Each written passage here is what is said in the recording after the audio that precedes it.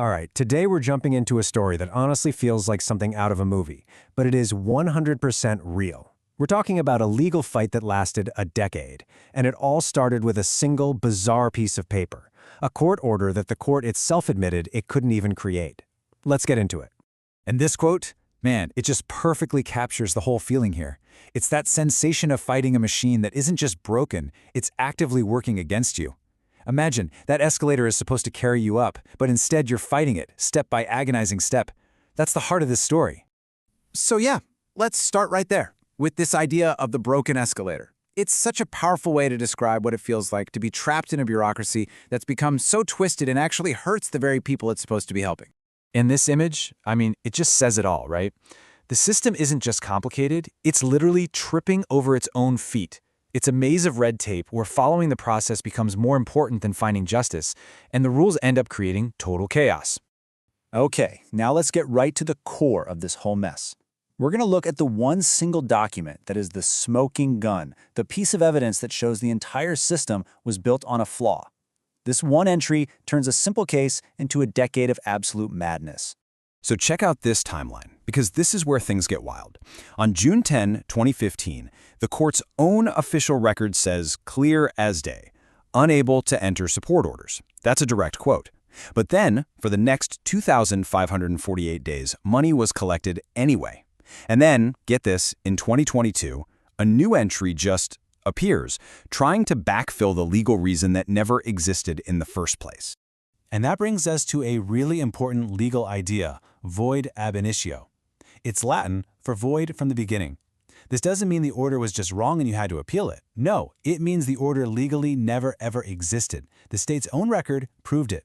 So everything built on top of it, it was built on nothing.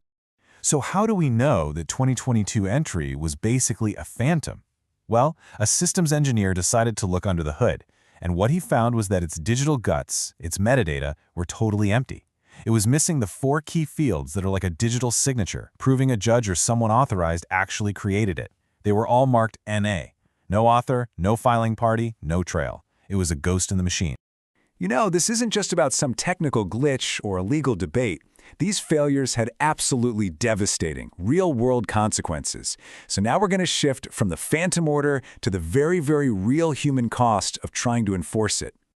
Just look at this number, $173,004.42. That's how much money was unlawfully taken.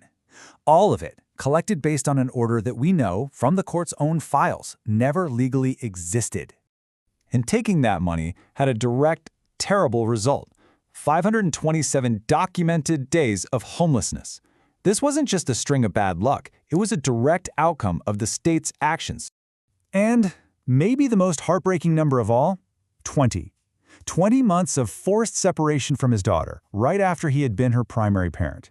A system that's supposed to help kids ended up tearing a family apart. So how did it get so bad? Well, the trigger was a driver's license suspension. But here's the thing. It was done without the legally required ability to pay hearing. That hearing is supposed to figure out if someone can't pay versus won't pay. By just skipping it, they took away his ability to earn a living, which directly kicked off the homelessness. And beyond all the financial stuff, there was this deep psychological damage. The source material calls it institutional gaslighting. Think about it. The system is taking your money for a debt, but its own records say the debt doesn't exist. That forces you to question what's real. It's a really profound kind of mental harm. And this image really just sums it all up. The end result of enforcing a non-existent order wasn't just a legal mess. It was the complete destruction of a family's stability. But this story is not just about being a victim. It's also an incredible story about fighting back. The guy at the center of this isn't a lawyer. He's a systems engineer who decided to use his skills to reverse engineer the very system trying to break him. He called it forensic warfare. So how in the world do you fight a legal black box? Well, if you're a systems engineer who makes tools for Grand Theft Auto, you treat it like a piece of buggy software. See, he has this persona, the vibe coder, which is all about doing the deep, hard technical work and then just letting go of the outcome. And he applied that exact thinking here. Audit the system, find the bugs, and stop trying to play by its broken rules. And this is that do the work part in action. He built this incredible AI toolkit he called the PROS Powerhouse. He wasn't just, asking a chatbot questions. He used Notebook LM to organize over 300 documents into a single memory, then used other AIs to check facts, analyze strategy, and spot patterns no human could see. He was literally turning years of trauma into cold, hard data. And the difference between the system's response and the AI is just, wow. When he presented the state with proof of the crisis it was causing, their response was silence. Or, unbelievably, they'd offer a mental health hotline. The AI, though, it gave him clarity. It saw the patterns, it confirmed the systemic cruelty, and it validated that feeling of institutional gaslighting. And that brings us to the final and maybe most important idea in all of this. When you're fighting that broken escalator, when the system has totally failed, you have to completely change your definition of what it means to win. And this right here is the key. It stops being about winning in court or getting a judge to agree with you. When you're in a battle of attrition against a broken machine, just making it through to the next day, that becomes the victory. Endurance is the win.